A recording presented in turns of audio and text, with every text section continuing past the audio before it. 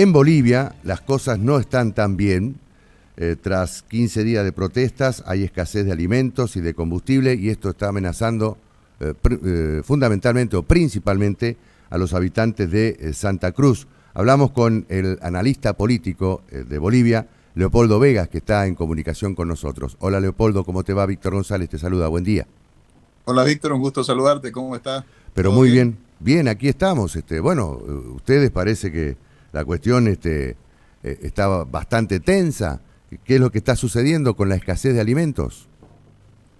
Bueno Víctor, realmente hoy se inició en Santa Cruz de la Sierra el día número 17 o el 17º día de paro indefinido que fue convocado por el Comité Interinstitucional para exigir al gobierno que realice un censo de población y vivienda para el año 2023. Ajá. Según el gobierno, había emitido en 2021, en julio de 2021, un decreto supremo que declaraba prioridad nacional la realización del censo para el 16 de noviembre de este año. O sea, Ujú. dentro de 2 semanas o de una semana se iba a realizar el censo en Bolivia, pero luego hubo una reunión en julio de este año con el Comité Nacional de Autonomía y se definió que el censo se realizaría en 2024. Ajá. Los sectores de Santa Cruz consideran que era mucho tiempo porque no se explicó técnicamente las razones por las cuales se prolongó de 2022 a 2024 este censo y exigen que sea en 2023. Básicamente, ¿por qué? Porque con la definición del censo o en función de los resultados de la población que hay en el país y por departamento y municipio, existe la distribución de recursos económicos, Claro. una redistribución tributaria. Y además de eso, la Constitución establece que después de cada censo y en función de la población, se hace un reajuste en los escaños parlamentarios, una representación parlamentaria en la Cámara de Diputados. ¿Cuándo fue el último censo en Bolivia? El último censo fue en 2012, Claro. un censo que también causó algunos problemas porque una parte de la población no fue contabilizada y esto también generó conflictos. Ujú. Entonces aquí se está exigiendo que se realice el censo para el próximo año. En estos momentos en Trinidad, en Beni, hay una mesa técnica del gobierno con representantes del Instituto Nacional de Estadística, Ujú. autoridades departamentales, municipales y de las universidades para tratar de definir una nueva fecha. El gobierno, la última propuesta que hizo, que el censo se haga en abril de 2024 Claro. y que se presenten los resultados hasta septiembre de ese mismo año y que en octubre ya se proceda con la redistribución de los recursos. Hasta ahora no se ha aceptado, sigue la mesa técnica, comenzó sus trabajos el viernes y estiman que en 3 días, 4 días más hay una respuesta. Ahora, ¿cuál es el argumento del gobierno para demorar tanto la realización del censo? El gobierno lo que hizo fue una reunión, como le mencioné, el 12 de julio Ujú. con los miembros del Consejo Nacional Autonómico, que esto lo conforman gobernadores y alcaldes del país. Hubo una propuesta de dos departamentos, básicamente de Beni y Pando, en lo que ellos manifestaron que un censo para octubre de 2023, según el gobierno, le iba a afectar en su población, porque hay una parte de Beni, particularmente, es la época de zafra de la castaña, y más de 100.000 personas se desplazan al departamento vecino de Pando para la recolección, para justamente, bueno, la zafra de ese producto, y que esto distorsionaría el censo, lo desfavorecería a ellos porque perderían una importante población. Ujú. Y en eso fue el sustento que ha manifestado hasta el momento el gobierno para hacer la modificación de la fecha. Claro.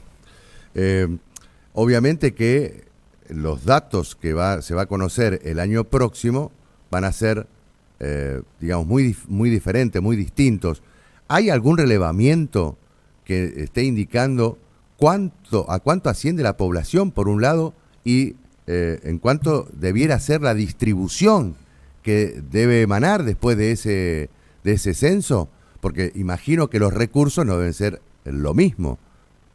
Claro, efectivamente el debate está más que todo en la representación política. Claro. Son Santa Perdón, Cruz. se tiene que, imagino que con 10 años de diferencia, los escaños, por ejemplo, en el Congreso van a variar, ¿o no?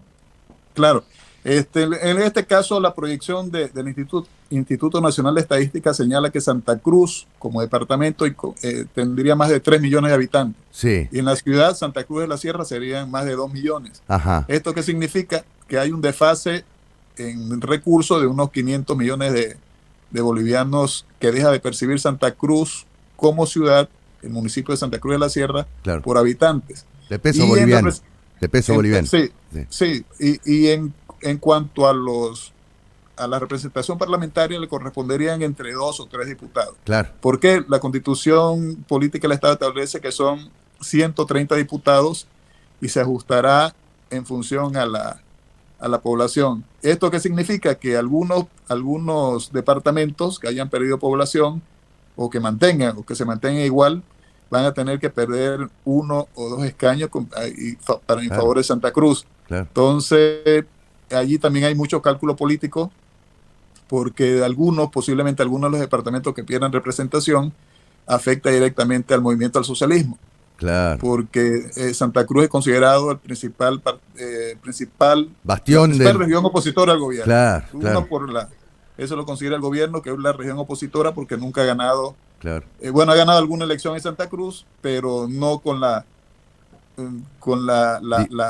ellos quisieran. Sí, claro. Entonces, o sea que evidentemente hay digamos, posicionamientos políticos que el gobierno utiliza para, de alguna manera, demorar la realización del censo. Este es uno de los aspectos centrales, en todo caso, ¿no? Claro, uno es el político, sí, porque puede afectar la representación política. La representación parlamentaria. Claro. Esto implica también la redistribución geográfica de algunas circunscripciones. Claro. Y esto, por supuesto, también perjudicaría al movimiento al socialismo. Entonces hay una serie de factores por las cuales no hay conveniencia del gobierno en acelerar este proceso, mientras que las regiones que sufren o que más bien se beneficiarían cuando se conozcan los datos reales, están presionando. Hoy mismo, por ejemplo, hay protestas también en Tarija. Se anuncia para hoy el inicio de un paro indefinido. En Cochabamba hay algunos bloqueos. En mismo Beni, donde se está realizando la reunión técnica, también hay manifestaciones. En fin, hay una serie de presión hacia el gobierno. Y lo que usted mencionó al inicio sobre la escasez de alimentos y los productos, se debió fundamentalmente a un cerco que hubo de sectores afines al movimiento al socialismo, que impedían el ingreso y salida de vehículos. La refinería de yacimiento petrolífero fiscales boliviano, que surte a Santa Cruz y gran parte al departamento, fue también impedido el ingreso de los camiones cisterna para cargar y descargar combustible. Actualmente son más de 500 cisternas que están en la calle y su capacidad de procesamiento, dicho, diario, son de 150, y hubo 3 días que no hubo abastecimiento, 0 abastecimiento. Ahora, si esto no se soluciona en los próximos días, ¿cuál es el panorama entonces, Leopoldo? Mañana justamente el presidente Luis Arce cumple 2 años de haber asumido el mandato, y él llegó a la presidencia con la promesa de la paz social y de la reactivación económica. Y en este momento tal vez sea su etapa más crítica desde que asumió el gobierno, por 2 factores. Uno, está enfrentado con Santa Cruz, que es la región más productiva del país. El 70% de los alimentos se producen en este departamento. Colabora o aporta el 33% al Producto Interno Bruto.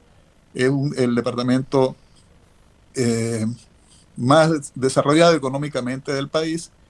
Y por otro lado, el presidente Arce enfrenta la oposición interna del expresidente y jefe del movimiento al socialismo, Evo Morales. Entonces, Evo Morales viene solicitando cambios de ministros al presidente Arce, que actúe de forma para reactivar la economía, que aplique medidas. ayer mismo emitió Twitter en la que decía que no confunda, que busque una solución inmediata a este problema porque están confundiendo el discurso de golpe de Estado, que según él no existe en este momento y que no están en el mismo hecho, están confundiendo los hechos con 2019. Claro. En fin, el presidente Arce está en un problema